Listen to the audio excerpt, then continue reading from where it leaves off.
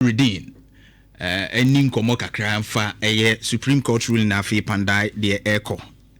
Lawyer, good morning. Good morning, Apokwa. Na pomu ye de. Yeah, okrokase. And so say a part. You Rajo Mahama. And then a body actually Mammy Jane. And then a pamphlet. What you go up Kwamwa. A man there. Dollar petrol boa about form. And Yama boa about form one. I just say, or mine, I dare no VFC say, abiding to me, and this are led by Abass Mahama. Nhyira fan. Yeah, sir. Ghana for ne Kumasi for you and say, among us one by Bob. Entire Papa John Dramani Mahama. Nana Jim Paul, the Trimua Sema, or Peso de Juma, na or mine ye, na Yemuni Panso ya Tenedeno. Lawyer, Supreme Court ruling yes KPANDAI elections no. Martin Nyindam on san returning to Parliament. Of course, I call Eddie Etiamo. Mo agya tum dada from mo party no top hierarchy ni bia mo agya tum say enko ne saa. And this Yamanyoku no Yamanyoku a ye de mata e try your frum. And I said Kabimane Kabiyamamu no ye ti ase ye pa. Na wo yo bi a Broni Beka sa we consummate democrat. Nhyira fan.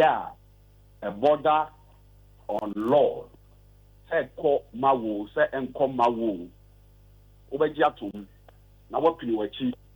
Nsacho ye bi o ha, wakoye no wasa ye den. Na wasaba.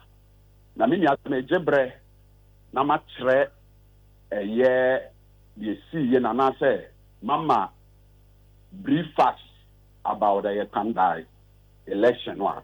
Any baby I could do Supreme Court. The mechanic say, you two about 2016, no, 2024, every year, no. A year NDC candidates, our friend Honorable Nsala. It's a BB uncle you. Because no fee say, it's answer M2 what Bemunintino. Or non stronghold baby or her. Or the a soldier for no near the good home about to cry your day, uncle so. And our MPP candidate, you know, a young Martin Newdam. Or no baby or one year. Ya mount the agent and call Emma baby or her, yet a chief gumunum near the Nhyira fan. You know, things are about one and family council. Into what the assembly a day, echo dying, a yet tamale, high court. Now, it's a more for Jamushe Munuan or who said, Ampa as someone NDC parliament candidate in a cano a no crack. Now, no insist Yemuno irregularities a course or no. Not a dog so proud change. The NDC candidate here, the NDC candidate no say polling stations you are and near and pay to Yanko to about a court not saying since you wouldn't be Bibiano. That's a KPANDAI election, no. Day, Yanto Nina. And say you are MPP candidate, no one tenor who I say, and now what the assembly corner. Na ye what's ye na ye Shannon so ne say ye nua ye Martin Windham and as MPP asemo a ana nkunim de omudi ne nra no enya asem no poten ye di e ye bua omobem asem no poten ne de ya anyade yankom isan emramu no ye wo principle bi a state say matters of procedure are as important as matters of substance. And as I purport here could be a someone, you are be a friend of procedural law, you are be a friend of substantive law. Nhyira fan. Procedural law, no, and a procedure, a kind of fashion at the account. Your Supreme Court, and I am a court about time, no.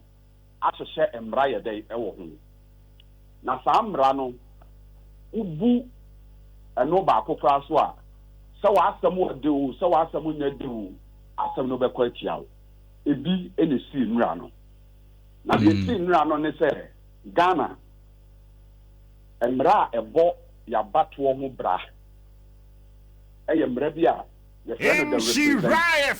Representation of the People Law 1992 PNDC Law 284 Representation of the People Law PNDC Law 284 na ho na wokɔ section 18 a state say you to abawie na woni wo fi say yesisi wa na wo pese wo court a was so within 21 days Nhyira FM after the publication of the Gazette. Akukwa wuti. Say o pese wo file parliamentary electoral petitioner. Yeah. You do that within 21 days after the publication of the election results in the Gazette. Right. Now, we are 2024 election year, you know, say, or how we know Abano, don't want free electoral commission. Publication of the results, no, or the 24th December. And on one also a sabe young from so 6 January and so or sabe ye day Nhyira FM bako enti NDC candidate no na adwene ne say yi si no ankasa aye publication bako a 24th December and on one so wa young from so enti no de yentungu Nhyira FM yɛmfa deɛ wayɛ no 6 January no ɛnyɛ adwuma nti NDC candidate no ɛtwɛn yɛ ɛna ɔfiling process no after yisi asa publish Gazette no on 6 January 2024 okay or 2025 6 January 2025 na woyɛ nsesɛn na ɛbra ɔfile yɛ no na Uyusu 24 December ma. Abro 21 working days no. Yeah. But the uti. Into how one banon say nipa bebre ka say yisi ni madwuma.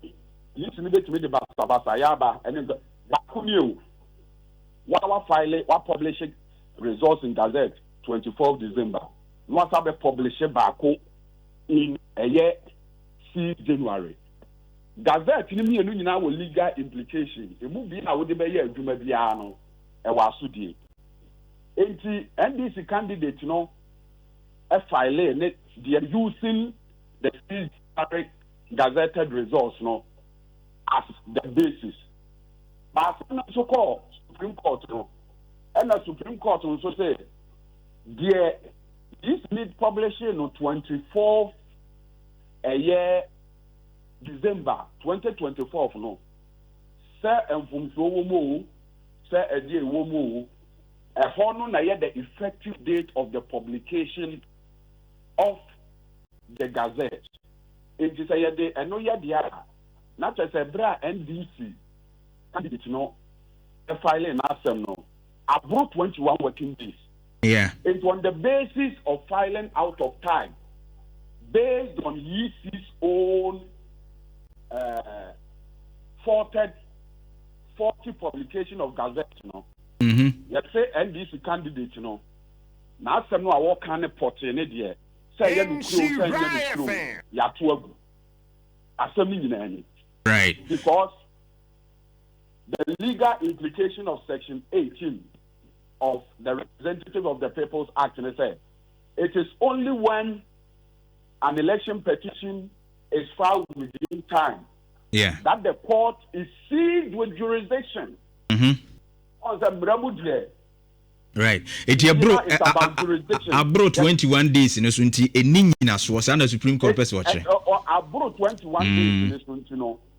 Court ni to me. To me a court wa we to di assembly a friend jurisdiction. Yeah. Say no ni wa court to me na dey. Di assembly. Yeah. No. Na abro 21 days. Right. It's because now we need to me assembly crowd beka. Tamale high court no. Ade asama we need to me say obeka no. Okoka. The best free ma ba bia no. Ye mfa nya adwuma. Na so wo mbrem. All right. Okay. You publish a gazette. Yeah, Brennan, yen summarize na kakra. Okay. But this is published gazette 24th December. And what so are you mistake? We publish it 6 January. Now will be this 6 January. The NYA then aye Juma. And I was a filing process within 21 days. And because say one use 24th 19 no, not some no ya bogu. In just some way there. Over na asem no abosie pa nipa e was your bonus obo electoral commission. Kenya me kan ye no procedural law is equally important as substantive law. Okay. And what some bet there. But if you don't get the procedure wrong, you may be thrown out of court. Okay. In this case, and yet NDC na ye, but you see one who na juma na akofa asem yaba. But NDC as a democratic party, as a party I believe in the rule of law, no. Papa Bonio Yasum. Okay. Now, judgment a bar from the Supreme Court, no. Emma man for Enyahu to so be say, Ampa Nura Mahama, the respect no case over here, no. A third judiciary and so. Okay. Because I'm ready to do MPP, Nanado. Obetina akonya so no efie nwotwe asem bia ni wa ye de court na ya ban mu asem a e border on an MPP parliamentary candidate NDC yetimi win ni bida that question no ono ka sit o win in the project kra no ye nya judges will be ma omo ta ban na chairman ko mo ye den so what has happened and no the long lost confidence in the judiciary and the people.